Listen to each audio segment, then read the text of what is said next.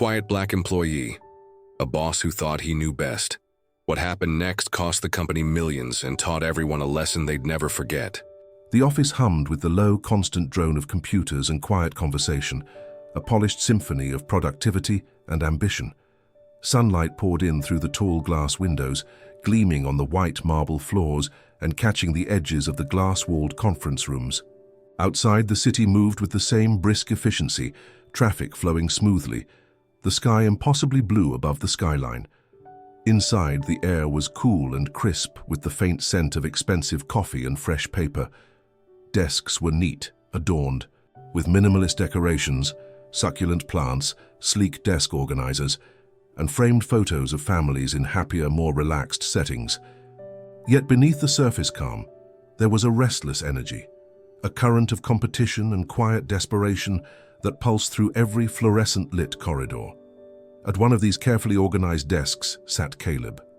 In his early 30s, with close-cropped hair and warm brown eyes, he exuded an air of quiet strength and focus. His dark skin glowed in the afternoon light, but his shoulders were slightly tense, as if he carried an invisible weight he could never quite put down.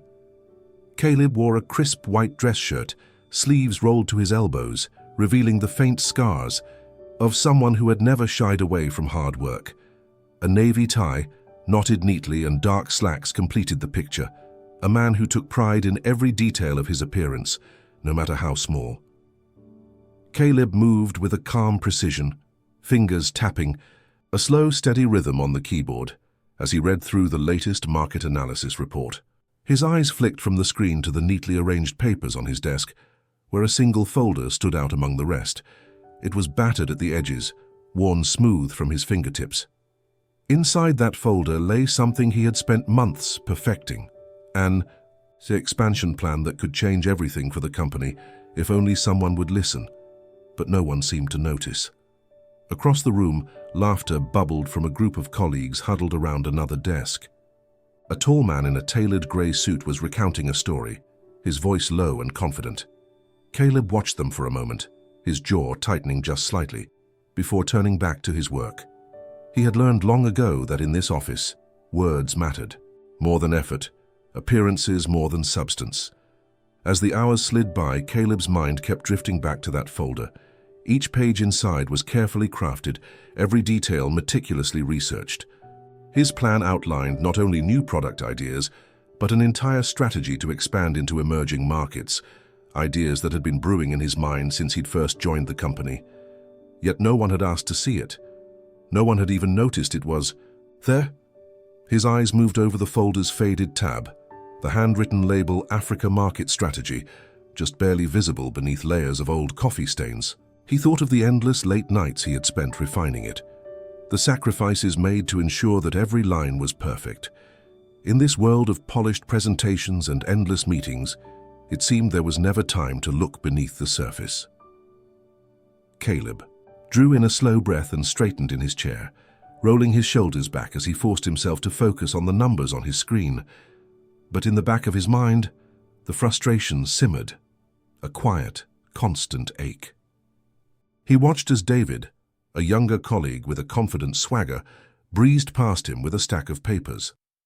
David's jokes and loud laughter had made him a favorite in the office, even if his ideas were half-formed and hastily pitched. Caleb had watched time and again as David's charisma had won him the attention and approval that Caleb's diligence never seemed to earn. A bead of sweat rolled down Caleb's temple, and he wiped it away with the back of his hand. He thought about the day's staff meeting, how he'd spoken up to suggest a minor improvement to a project timeline, only to be brushed off by Mr. Whitaker with a polite but final, "Let's circle back on that." The phrase had become a shield, a polite dismissal that masked the truth. Caleb's voice was too easy to ignore, yet he refused to let that truth define him. He turned his head, catching a glimpse of his reflection in the polished glass of the office wall. His eyes met his own, a flash of determination there even beneath the weariness. He thought of the long nights in his tiny apartment, surrounded by papers and books, working by the dim glow of a desk lamp while the city outside slept. He thought of the dreams he had carried since childhood, dreams of building something lasting, something real. Caleb's fingers hovered over the keyboard again, and he exhaled slowly. He would not let them see his frustration, his dignity, his calm. That was his shield, and he wore it as carefully as his tailored shirt. For now he would keep working, keep adding numbers and refining reports. Let them laugh, let them overlook him. He knew what he was capable of, and deep inside that, one folder on his desk, the proof of his worth waited, quiet, patient and ready. The soft click of polished shoes on the marble floor signaled the arrival of Mr. Whitaker before he even spoke. He was a tall man in his late 40s, with perfectly groomed silver hair and a tailored navy suit that clung to his lean frame like a second skin. His gaze was sharp, eyes like cold steel beneath carefully arched brows. When he entered the room, conversation stopped as if a switch had been thrown. "Team, let's gather for a few minutes," he said, his voice smooth and authoritative. Caleb set his pen down and rose from his desk, shoulders straight but his jaw tightening imperceptibly. He joined the others in the small conference area, a glass-walled room that overlooked the bustling city below. Sunlight streamed in through the high windows, bathing the team in a glow that seemed at odds with the tension in the air. Mr. Whitaker stood at the head of the table, one hand resting lightly on the glass. He smiled faintly, though there was no warmth in the gesture. Caleb watched him closely, noting the way the man's eyes swept across the room like a general surveying his troops. "I want to start by saying how impressed I am with the hard work everyone has put in these past few months," Mr. Whitaker began, his tone even but lacking any real sincerity. It hasn't gone unnoticed. A murmur of polite acknowledgement rippled through the group, though Caleb said nothing. His hands were folded in front of him, a picture of calm. But inside, his heart beat a little faster, each word from Mr. Whitaker a pulse of expectation. "I know there's been some speculation about the open position in strategic development," Mr. Whitaker continued, pausing to let the weight of his words settle. "It's a critical role, and I've spent a lot of time thinking about who would be the best fit." Caleb kept his eyes steady, though he could feel the air shift, the hopeful anticipation in the room crackling like static.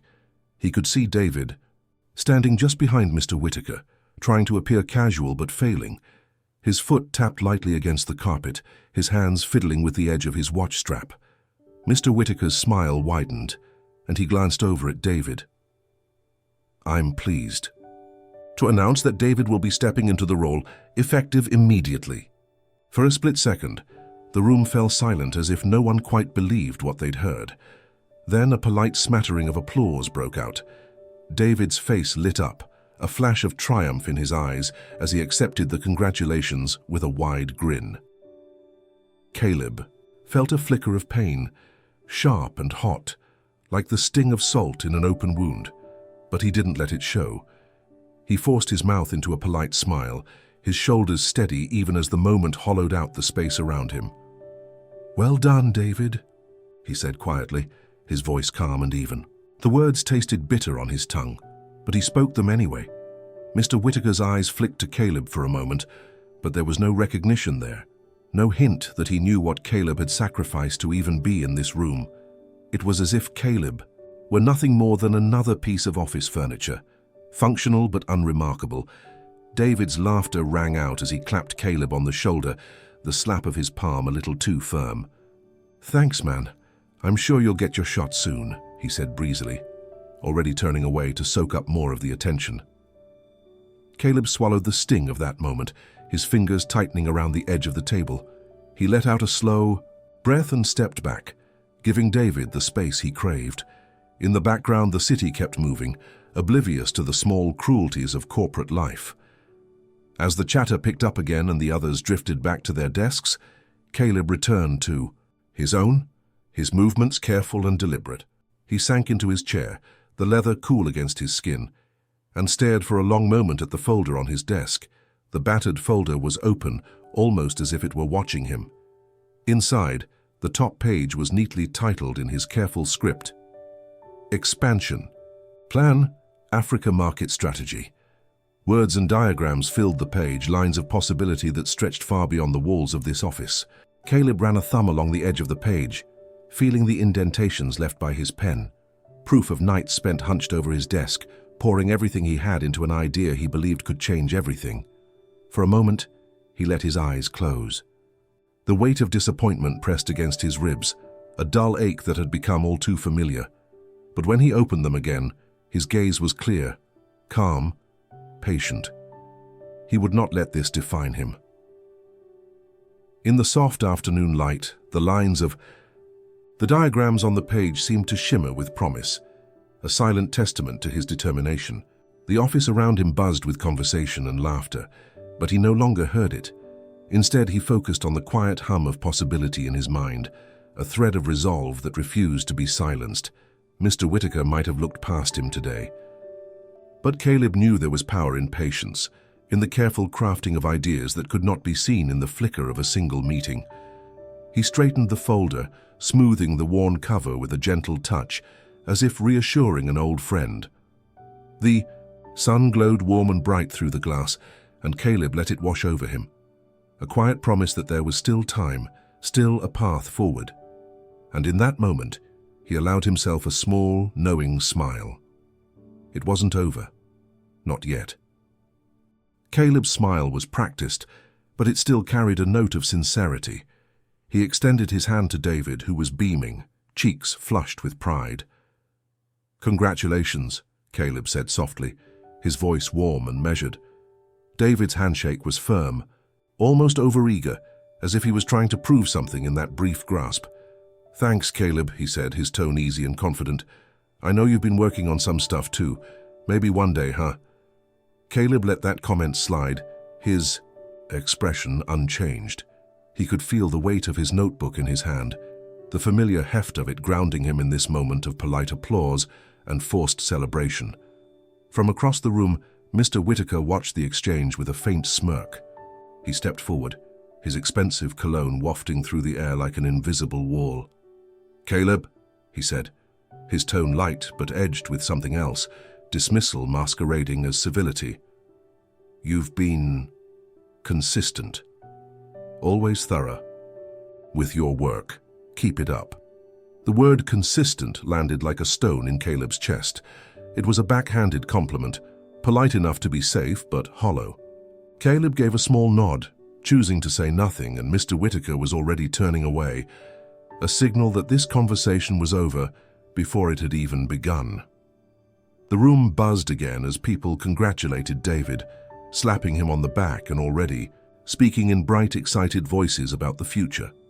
Caleb stepped back from the crowd, the polite smile on his face slipping just a fraction as he turned toward his desk. His friend Maya, the HR representative, lingered near the doorway. She was small and sharp-eyed, her brown curls pulled into a neat bun, and a bright scarf at her neck that softened the formality of her office attire. She watched Caleb for a moment, her expression thoughtful. "Hey," she said, her voice low as she stepped closer. "You okay?" Caleb shrugged, the motion small and deliberate. "I'm fine," he said, though his eyes flickered back to the gathering. "I guess it's just not the right time." Maya's eyes narrowed a little.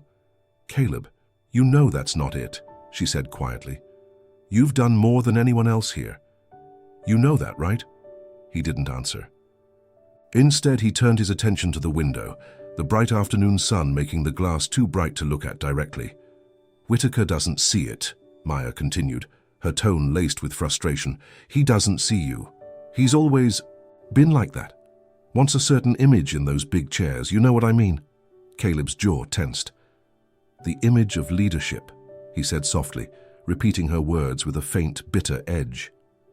Maya reached out, her hand brushing his forearm. "It's not about you, it's about him. Don't let him make you doubt what you've built." Caleb's shoulders relaxed just a fraction at her touch. "Thanks, Maya," he said, and this time there was a small, real smile behind his words. "I'll be fine." She gave his arm a gentle squeeze before stepping back, her expression still worried. "Just don't let him bury your work. You've got something real, Caleb. Don't forget that." He nodded, though in his chest he felt a slow-burning ache, an ache that was less about disappointment and more about the quiet certainty that he was always going to have to prove himself twice over. Still, he wouldn't let it show. As the office began to settle back into its rhythms, Caleb returned to his desk. His notebook lay open, the page titled Expansion Plan, Africa Market Strategy, a silent testament to hours of work that no one else had seen. He ran a hand over the page, feeling the slight indentations of his writing beneath his fingertips. He closed the notebook carefully, the cover worn soft and smooth. When he rose from his chair, he tucked it under his arm like a shield. Something solid, something that belonged entirely to him. It was more than just paper and ink. It was a promise he had made to himself, a quiet vow that he wouldn't let this moment define the rest of his story. Caleb walked slowly through the office, weaving past co-workers who barely looked up from their screens. The air smelled faintly of coffee and printer toner. The low hum of the HVAC system, a constant backdrop to the quiet murmur of keyboards and clipped phone calls. As he passed the conference room, he paused for just a second, looking back through the glass at Mr. Whitaker, who was already deep in conversation with David. They stood close, laughing, their faces open and easy in a way Caleb had never been allowed to be. Caleb didn't linger. He pushed open the heavy glass door and stepped into the hallway, the door clicking shut behind him with a soft, final sound. The sunlight was softer here, filtering in through narrow windows and turning the polished floor into bands of gold and shadow. He tightened his grip on the notebook, feeling the edge of the cover press into his palm. In that moment, the chatter of the office fell away, replaced by a deep, resolute quiet. His heart beat steady in his chest, a slow, calm drumbeat that reminded him of every late night, every page of notes, every idea that had refused to die, no matter how many times it had been ignored. Outside, the city waited, unbothered by the small dramas of one office, endless possibilities woven through its streets. Caleb took a breath, the air cool and sharp in his lungs. He walked down the hall, each step deliberate and sure. Whatever Mr. Whitaker thought of him, whatever the office chose to see, Caleb knew who he was. He was more than their narrow expectations, more than their polite dismissals. And in the quiet weight of his notebook, he carried everything he needed to prove it. Days passed in a blur of routine. The office still hummed with the same low murmur of conversation and the mechanical clatter of keyboards. But something felt different, a quiet undercurrent, a faint buzz of speculation that ran through the halls like an electric current. Caleb moved through those days with the same calm composure, his notebook never far from his side. He took his usual seat in the corner of the office, where the sun would catch the edge of his desk in the late afternoon, turning the worn cover of the notebook into a patchwork of gold and shadow. He'd grown used to being overlooked, had learned how to let the dismissals roll off him like rain on glass. But even he couldn't help noticing the way conversations paused when he entered the room, the way glances flicked toward him and then away again, like everyone was waiting for something they couldn't quite name. It was Maya who told him first.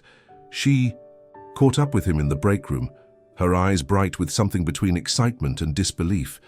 The usual clatter of coffee mugs and water coolers seemed to fade as she stepped closer. "Caleb," she said in a low voice, her tone urgent.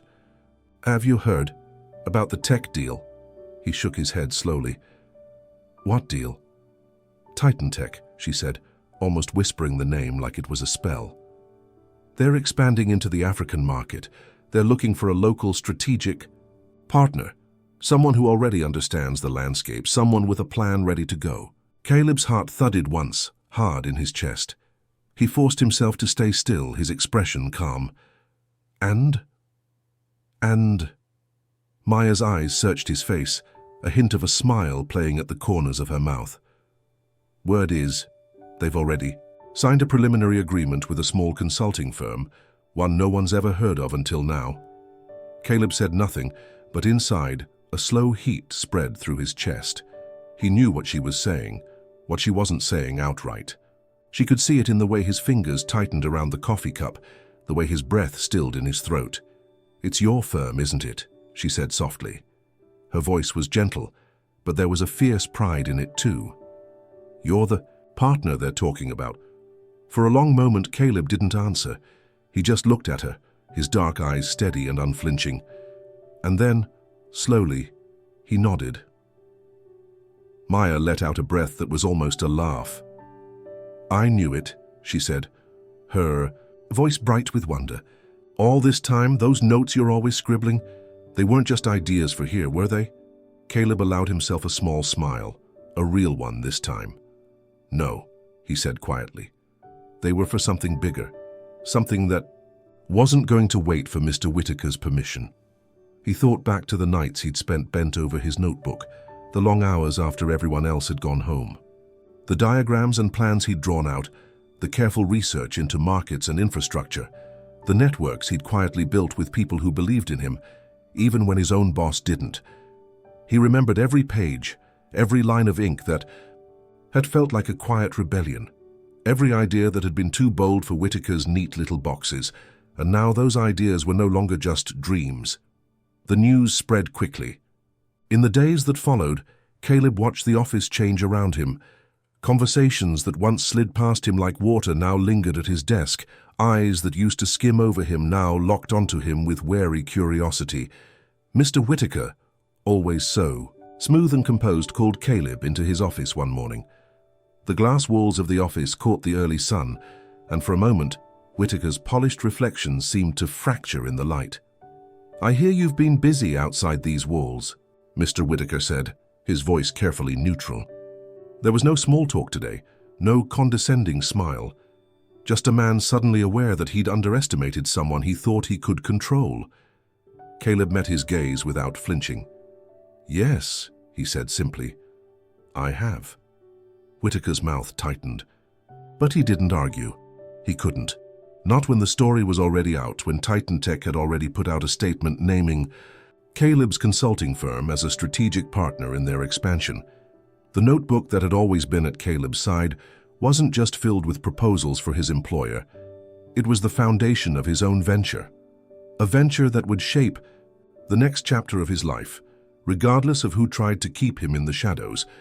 As he left Whitaker's office, Caleb felt a quiet thrill in his chest. Not triumph, no, that was too loud, too easy. This was something deeper. A quiet, resolute certainty that he had never been defined by the narrow view of one man in a corner office. Maya met him at the doorway, her eyes bright. "I knew you'd do it," she said simply. He smiled again, and this time it reached all the way to his eyes. "It's only the beginning," he said. And he meant it. Outside, the city skyline gleamed in the bright light of afternoon. Caleb stepped out of the building, his notebook in his hand. It felt different now, less like a shield, more like a banner, a testament to every moment he'd refused to be dismissed. The story was no longer about what Mr. Whitaker thought Caleb was worth. It was about what Caleb knew he was capable of, what he'd built quietly and steadily, in the spaces no one else bothered to look. And in that bright light, walking down the sunlit street, Caleb knew he'd never let anyone write him out of the story again. The news broke on a bright Monday morning, and it hit the office like a thunderclap. Screens lit up with headlines, and people who'd once walked past Caleb as if he were invisible now paused, reading the bold letters that named his firm as Titan Tech's chosen partner. Mr. Whitaker sat in his office, the blinds half drawn, casting slatted shadows across the polished wood of his desk. His jaw worked silently as he watched the business news channel on the muted television screen. The anchor's voice was calm, professional, but the excitement in her eyes was unmistakable. And in a surprising turn, Titan Tech has officially partnered with Carter Strategic Consulting for their African market expansion, she said, her words measured but brimming with intrigue. Sources confirmed this small but innovative firm's proposal stood out for its deep local insight and sustainable approach, an approach developed by none other than Caleb Carter himself. Whitaker's fingers tightened around the expensive pen he always kept at hand. He'd read that name a dozen times now, Caleb Carter, the name of the man who had sat quietly in the corner of his office, day after day, while Whitaker dismissed him with those cool, polite phrases. The man who had built a plan Whitaker had never bothered to read, let alone understand. He could see Caleb now, clear as day in his mind's eye, the quiet man with the calm eyes and that battered notebook always close at hand. The same notebook. Whitaker had brushed aside as unpolished ideas, unworthy of the firm's attention. But those unpolished ideas were now a multi-million-dollar deal, one Whitaker himself had been fighting to land for months. And it wasn't his name in the headlines, it was Caleb's. The phone on Whitaker's desk rang, a sharp jolt that cut through the heavy silence. He picked it up, forcing his voice into the same smooth control he always used. "Yes?" "Mr. Whitaker," his assistant said, her voice cautious. "The board wants to meet. They're concerned about the missed opportunity." He closed his eyes for a moment, swallowing the bitter taste in his mouth. "Tell them I'll be there," he said, then hung up before she could answer. Outside, his office, the mood had shifted. People clustered around computer screens, talking in low voices that rose and fell like a tide. Some looked excited, others looked anxious. No one looked at Whitaker the way they used to. He leaned back in his chair, staring at the muted TV screen. The camera cut to an interview with Caleb. He was sitting in a sleek studio, the city skyline a soft blur behind him. He wore a dark, tailored suit, one that fit him with the same quiet confidence he carried in every other part of his life. His expression was calm, focused. The interviewer leaned in, clearly impressed. "Mr. Carter," she said, her voice warm, "what inspired you to create this proposal? It's a bold vision. Some might say it's exactly what this market needs." Caleb's lips curved into a small, steady smile. "I've always believed in listening before leading," he said, his tone thoughtful. "This wasn't just about profits. It was about creating something that respects the communities we work with. I wanted to prove that big ideas can come from places people don't always expect." Whitaker felt the words like a blade, each one a quiet rebuke. He'd never listened to Caleb, never looked past the image he'd decided was leadership. And now the man he'd dismissed so easily was showing the entire world what real vision looked like. The interviewer pressed on, her curiosity genuine. "Did you ever think you'd be here? That your small firm would be chosen over some of the biggest names in the industry?" Caleb's expression didn't change, but his eyes shone with something deep and unwavering. "I knew the work was good," he said simply. "I didn't need anyone else to validate that." Whitaker's stomach churned. He thought of the way he'd spoken to Caleb, always so careful to stay polite, to keep his tone civil even as he shut him out. He thought of the backhanded compliments, the doors that had never opened for Caleb because Whitaker had never wanted them to. He thought of how he'd dismissed those ideas as too raw, too unpolished, never imagining that they were exactly what the market was desperate for. In the office, the news kept rolling in. Clients called, not to talk to Whitaker, but to ask about Carter Strategic. His phone lit up with polite but unmistakably pointed messages from the board, demanding to know how he had missed this. Whitaker set the pen down on the desk with a click. He felt hollow, like everything he'd built here had been exposed for the fragile, brittle thing it really was. And all around him, the office kept moving, as if nothing had changed, except everything had. On the screen, Caleb was still speaking, his voice calm and sure. "I hope this deal shows people that leadership isn't about appearances," he said. "It's about substance, about listening, about daring to see beyond what's right in front of you." Whitaker knew he was hearing a lesson he should have learned long ago, but it was too late.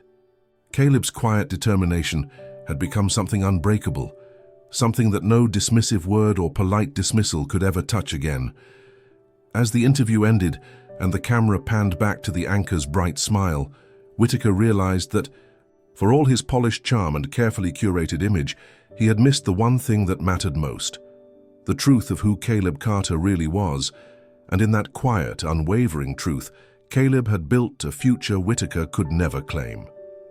As the office slowly emptied out that evening, a hush settled over the space that had once pulsed with constant chatter and movement. Caleb stood by the broad glass windows, looking down at the city bathed in the amber glow of sunset. The low murmur of traffic rose up from the streets, a steady hum beneath the hush that had fallen inside. His notebook rested against his chest like a quiet victory, the well-worn cover almost glowing in the last light of day. Caleb's reflection in the window was calm, the faintest trace of a smile at the corners of his mouth, a small, hard-earned emblem of everything he'd fought to prove. Behind him, the office felt different now. The same sleek furniture, the same clean lines and pale walls, but the energy had shifted. People still moved around him, gathering their bags, slipping into coats, but their eyes flicked toward Caleb with a new recognition, a quiet deference that hadn't been there before. They'd seen the headlines. They'd watched the interview, seen him speak with quiet confidence about the deal that would change not just his future, but the future of entire communities. They couldn't ignore him anymore, no matter how much they once had. Caleb didn't gloat. That wasn't who he was. He carried no anger in his shoulders, no bitterness in his stride. What he carried was something deeper, a quiet, resolute pride that had grown in the silence of every day he'd been overlooked.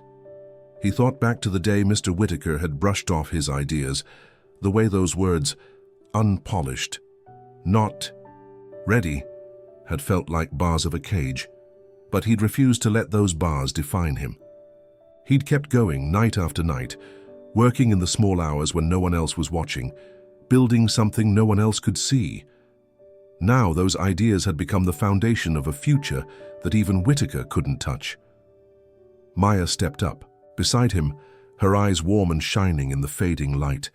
She didn't say anything at first, just looked at him, her expression speaking volumes. "You did it," she said finally, her voice soft with wonder. "You didn't just prove them wrong, you proved yourself right." Caleb nodded once, his eyes reflecting the skyline. "It was never about proving them wrong," he said quietly. "It was about showing what was possible." Maya smiled, a slow, proud smile that deepened the warmth in her eyes. "And you did." He thought of the young interns who had always paused to watch him work, the way their faces had lit up when he'd shared his ideas with them. He thought of the kids in the community centers where he'd volunteered, kids who'd seen someone who looked like them refusing to be diminished. He thought of how he'd once believed he had to fit into someone else's idea of leadership, polished, tailored, silent. But the truth was that real leadership wasn't about how you looked or how you spoke. It was about the courage to see what others couldn't, and the tenacity to bring it to life. As the last rays of sun dipped below the skyline, Caleb turned, back to his desk, gathering his things. The notebook felt light in his hand now, no longer a shield but a testament. A reminder that ideas don't need permission to change the world. Outside, the city glowed with possibility. Caleb stepped into the evening air, feeling the cool breeze brush against his skin. The weight of the day fell away with each step he took, replaced by a quiet exhilaration. A sense of freedom he'd never felt within these office walls. He thought of Whitaker, sitting behind that glass office, realizing too late what he'd let slip through his fingers. Caleb didn't need to see him to know the lesson that had been carved into every line of that man's face. True brilliance can't be buried by prejudice. It had never been about skin color, about who looked the part or spoke the part. It was about substance, about the power of ideas and the depth of vision. And Caleb's vision had never wavered. He walked down the street, the city lights flickering like stars around him. People hurried past, some on their phones, some lost in thought. Caleb moved through them with quiet certainty, his notebook tucked under his arm like a promise. At a corner he paused to watch the traffic, his breath slow and even. He felt the weight of every moment that had brought him here, every dismissal, every door that had closed in his face. But he also felt the bright, unwavering core of his own belief that no one else's blindness could dim his light. In the days to come, there would be more headlines, more interviews, more opportunities. But Caleb knew that the real victory wasn't in the deal or the money. It was in the knowledge that he had never let anyone else's narrow vision define him. He had been underestimated, yes, but that underestimation had only given him space to grow in his own way, to build something no one could take away. As he crossed the street and disappeared into the steady flow of the city, Caleb carried the final lesson in his heart. A lesson for anyone who might still doubt.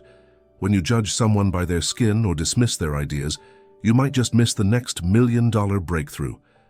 And in that quiet evening light, he walked on, unburdened, unafraid, and unstoppable.